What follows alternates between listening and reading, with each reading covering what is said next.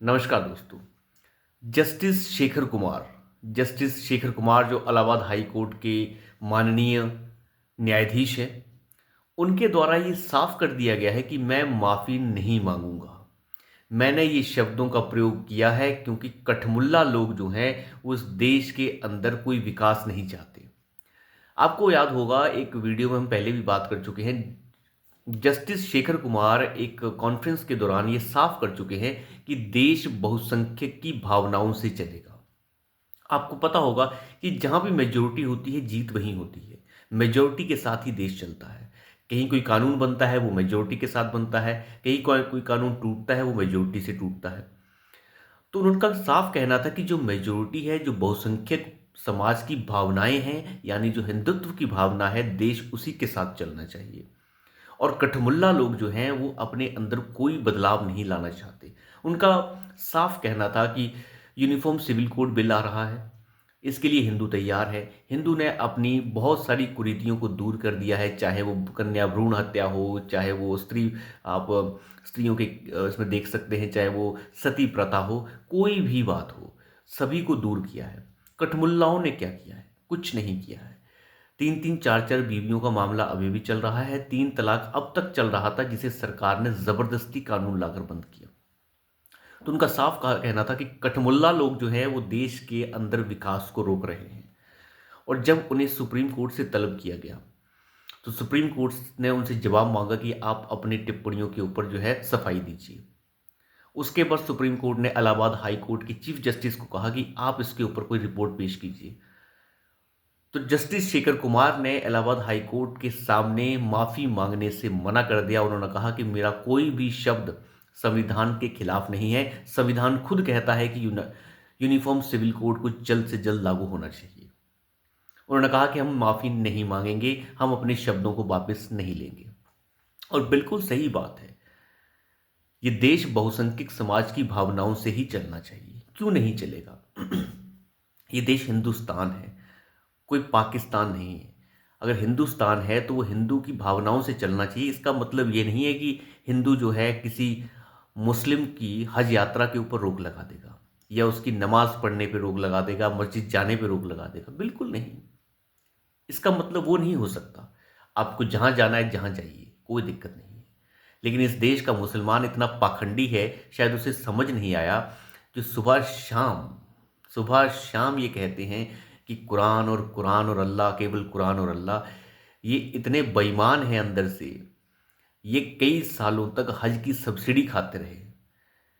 सुबह शाम जो कहते हैं कि हम ब्याज नहीं ले सकते, वो सुबह शाम हज की सब्सिडी खाते रहे और दलाली का पैसा अंदर करते रहे, और उस हज को जो है पाक बताते रहे। इन लोगों का ज़मीर नहीं है, इन लोगों की बात ही ना की जाए तो बेहतर है। लेकिन मुद्दा क्या है? मुद्दा ये है कि ये कहने की कोशिश कि बहुसंख्यक समाज की भावनाओं से क्यों नहीं चलेगा? क्यों नहीं चलेगा? बहुसंख्यक समाज की भावनाओं से चलता है देश, और चलेगा। इसका मतलब ये नहीं है कि मुसलमान को कोई दिक्कत होनी। मुसलमान को कोई दिक्कत नहीं होने वाली है, मुसलमान को फ़ायदा ही होगा।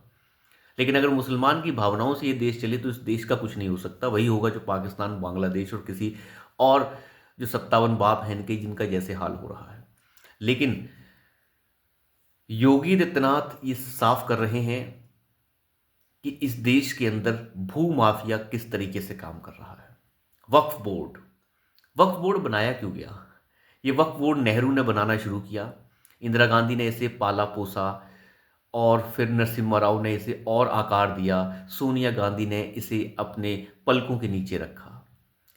इन सभी कांग्रेसी लठैत चोरूचक्कों ने, जालसाजों ने इस वक्फ बोर्ड का गठन किया। वक्फ का मतलब ये होता है कि आप कोई संपत्ति, मुसलमान अपनी संपत्ति को दान दे दे, कुछ दे दे। लेकिन इसके लिए बोर्ड बनाने की आवश्यकता क्या थी? एक मुसलमान तो अपनी संपत्ति को किसी मस्जिद को दान दे सकता है, लेकिन जानबूझकर ऐसे रास्ते खोले गए कि कैसे हिंदुओं की ज़मीन को लपेटा जाए। जो मुसलमान रोटी का गुजारा भी नहीं कर सकता, जिसके पास पहनने को कपड़ा नहीं, जो सबसे गरीब है इस देश के अंदर, यही बोला जाता है सुबह शाम कि इस मुसलमान सबसे गया गुजरा, पिछड़ा, गवार, अनपढ़ है। तो इतनी संपत्ति दान कहाँ से आ गई वक्फ के पास?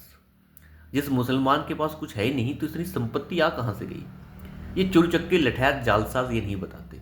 जब कोई संपत्ति दान करता है तो उसके कागजात भी तो होंगे। कागज नहीं दिखाएंगे। ये हैं गवार किस्म के व्यक्ति। विकास का मुसलमान से कोई लेना देना हो ही नहीं सकता, ये चीज़ों के सबूत दिखाते हैं। अब मुझे अंदाज़ा, ये एक छोटी सी बातें हैं। अब देखिए, उत्तर प्रदेश के अंदर योगी आदित्यनाथ ये साफ कर चुके हैं। उनका साफ कहना है कि 14,000 हेक्टेयर के ऊपर वक्फ बोर्ड दावा करता है, जिसमें 11,000 हेक्टेयर तो सरकारी ज़मीन है। आप ये देखिए कि किस तरीके से कब्जा हुआ। 11,000 हेक्टेयर जिसमें सरकारी भूमि है।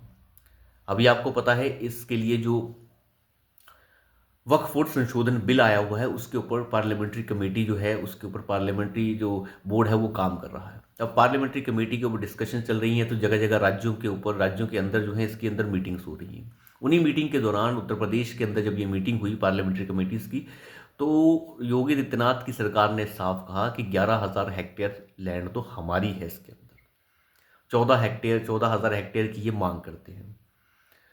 तो इसके ऊपर जांच चल रही है और हमारे पास इसके कागजात भी हैं। तो आप अंदाज़ा लगाइए किस तरीके से चोर बाजारी की गई होगी। अभी असली परीक्षा तो 22 और 23-24 फरवरी में होगी, जब सरकार और स्टैंडिंग कमेटी जो है वो इन बिल्स को पास कराएगी। यानी देखिए, बिल पास होना है तो हर मुद्दे के ऊपर बात होगी, हर मुद्दे के ऊपर जो है वहाँ पर डिस्कशन होगी। स्टैंडिंग कमेटी को क्या क्या अभी मिला है वो सब बातें होंगी, और 23-24 तारीख को ये पता भी चलेगा कि सरकार इस मुद्दे के ऊपर बिल को कैसे पास करा पाती है। हालांकि योगी आदित्यनाथ ने अपना मूड बिल्कुल साफ कर दिया है। उन्होंने ये साफ कर दिया है कि उन्हें न स्टैंडिंग कमेटी से मतलब है, न किसी और चीज़ से। आपको जो करना है करिए, बदलाव जो कर रहे हैं करिए, हम अपना काम अपने राज्य के तौर पर पूरा कर रहे हैं। इस तरीके से भूमाफिया ने जो ज़मीन लपेटी है, और मुसलमान जो है समझने को तैयार नहीं है। इस वक्फ की लैंड, वक्फ का बोर्ड जो है, इसका आम मुसलमान से कोई लेना देना नहीं है। लेकिन आम मुसलमान को ये समझ ही नहीं है कि ये उसके फ़ायदे के लिए है, ये नुकसान के लिए है। खैर, इन चीज़ों की बात करना बेकार है। मुद्दे की बात ये है कि इस भूमाफिया को अब सबक सिखाने की आवश्यकता है, और वो योगी आदित्यनाथ तैयारी कर चुके हैं। तो अभी के लिए इतना ही। धन्यवाद।